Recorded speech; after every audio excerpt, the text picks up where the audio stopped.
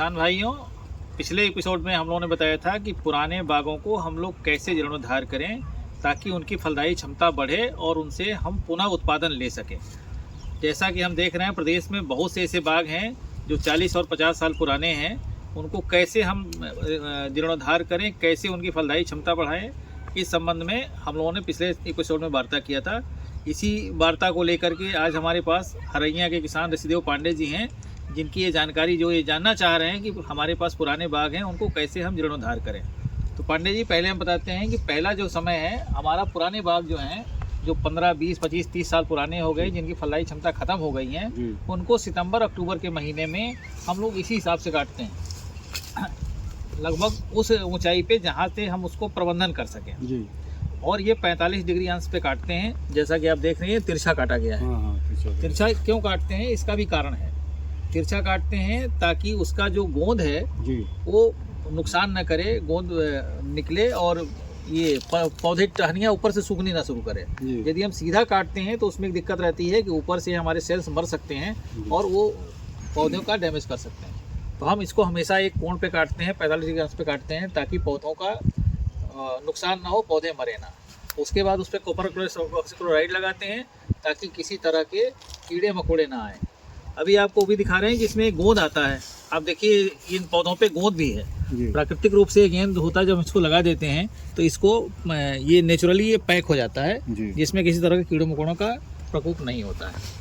इसका टाइमिंग सबसे महत्वपूर्ण है कि हम क्या टाइम रखते हैं। इसके बाद हम इसमें जब काटते हैं तो इसमें 10 साल का जो उसका खुराक है वो देते हैं, जिसमें 50 किलो गोबर की खाद प्रति पौधा, 2 किलो यूरिया 2 बार में, 3.5 kilo di single super phosphate और 1.6 किलो हम फास्फोरस देते हैं। इसके बाद पोटास जो बोलते हैं। इसके बाद जो है कॉपर के लिए देते हैं, कॉपर ऑक्सीक्लोराइड देते हैं, जिंक देते हैं और बोरान है, बोरान के लिए बोरक्स देते हैं, कॉपर देते हैं, ताकि ये इसकी आवश्यकता को पूरा कर सके। जैसा कि देख रहे हैं, इस बाग को हम लोगों ने नवंबर के महीने में काटा था। काटने के बाद ये किले आ गए हैं। इसके बाद हम लोगों ने पोषक प्रबंधन किया था। इसमें इनको पुनः पानी की आवश्यकता है, पानी देंगे और पुनः जो आधा बचा हुआ है यूरिया 1 किलो प्रति पौधे के हिसाब से इसको देंगे। अब आप देखें, काटने के बाद इन पौधों में किले आए हैं। किसान की अक्सर ये दिक्कत रहती है कि पौधों को हम काटेंगे तो पौधे मरेंगे कि जिंदा रहेंगे जी। तो आप देखिए, सारे पौधे जिंदा हैं और जैसे ही फरवरी के महीने की गर्माहट शुरू हुई है, सब में किले आने शुरू हो गए हैं।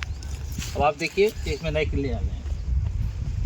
फरवरी मार्च में ज़्यादा किले आते हैं। उसके बाद हमारा एक अगला प्रयास होता है कि हम ये डिसाइड करते हैं कि हमें किन किन किलों से पौधे को, टहनियों को बढ़ाना है और फल लेना है, फलदायी क्षमता करना है। यदि हम ज़्यादा कर देंगे तो इसमें कीड़े मकोड़ों का प्रकोप ज़्यादा हो जाएगा और इसका देखभाल नहीं होगा। तो पहले तो पोषक प्रबंधन है, उसके बाद उसके कीट व्याधियों का प्रबंधन है। तो इन पौधों पे हम फिर कॉपर ऑक्सीक्लोराइड छिड़काव एक बार करते हैं। उसके बाद क्लोरोपाइरीफास जड़ों में देते हैं। इनका जुताई करके क्लोरोपाइरीफास देंगे एक बार, ताकि जो ज़मीन में कीड़े हैं उनका शमन हो सके।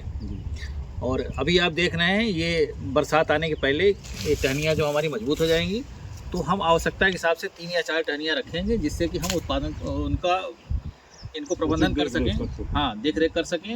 उन्हीं टहनियों को हमको आगे बढ़ाना है। अभी आप देखेंगे तो कुछ किलों में आपको बौर भी दिखाई देगी। ये देखिए, ये दिखाई दे रहा है कि इसमें बौर आएगी और इसमें फलत आएगी।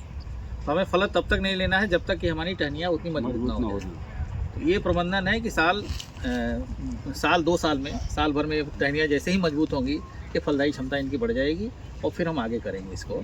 तो आगे हम जैसे ब्रांचिंग होती जाएगी करेंगे।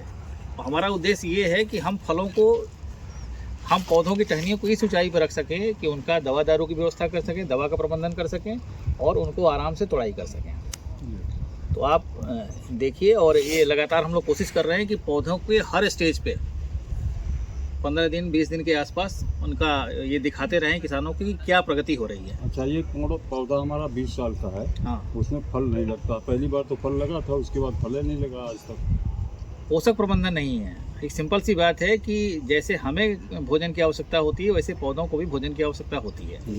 तो समय पे उनको खाना चाहिए और उसका प्रबंधन, जैसा कि फरवरी मार्च का महीना है, फरवरी मार्च में भी उनको ज़रूरत पड़ती है और अभी समय है फ्लावर